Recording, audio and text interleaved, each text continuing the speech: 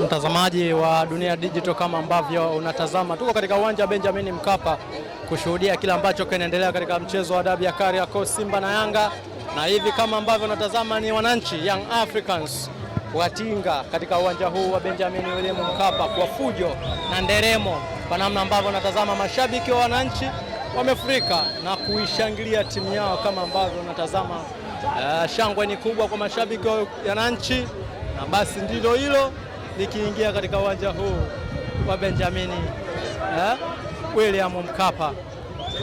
Kilichobaki ni kutazama dakika 90 za mtanange baada ya Kariakoo ambao umekuwa na tofauti, umekuwa na mbwembwe za hapa na pale, umekuwa na msukosuko ya hapa na pale, lakini dakika 90 ndizo ambazo zimesalia kushuhudia mchezo huo wa dabi ya Kariakoo. Nani ambaye ataibuka mshindi na nani ataibuka bingwa wa msimu huu 2024-2025, kwa sababu hatima ya ubingwa imeshikwa na Simba na Yanga.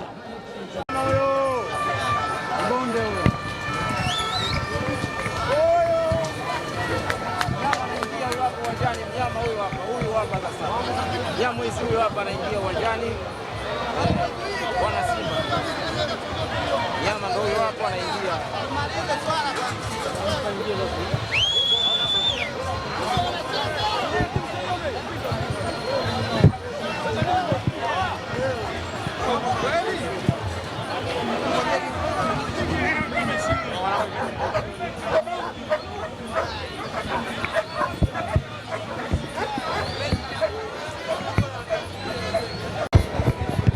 Mtazamaji wa Dunia Digital, kama ambavyo unatazama namna ambavyo wekundu wa Msimbazi Simba wameonyesha, wametoa tabasamu kwa mashabiki wao ambao walikuwa hawaelewi kile ambacho kinaweza kujitokeza mara baada ya kukaa kimya kwa kitambo kirefu, na hatimaye wameshatia kambi katika uwanja wa Benjamin William Mkapa, na mashabiki wa wekundu wa Msimbazi Simba wamepata nguvu mpya na ari mpya ya kuona kwamba kile ambacho wamekifanya kwa msimu mzima wa mwaka 2024-2025 yawezekana kikakwenda kufanyika kwa uzuri zaidi.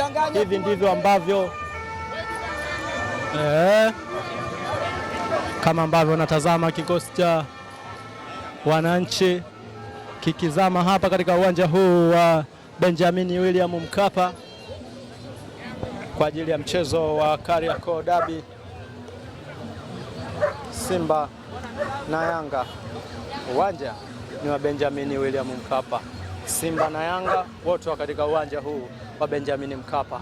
Dakika 90 zilizo ambazo zimesalia kutazamwa nani ambaye ataibuka mshindi na nani ambaye atakwenda na ubingwa wa ligi kuu soka Tanzania bara, na hatima hiyo ni katika dakika 90. Si Yanga si Simba ndiye ambaye anapewa chakula, lakini wowote anaweza kujipatia ushindi katika mchezo wa leo wa dabi ya Kariakoo.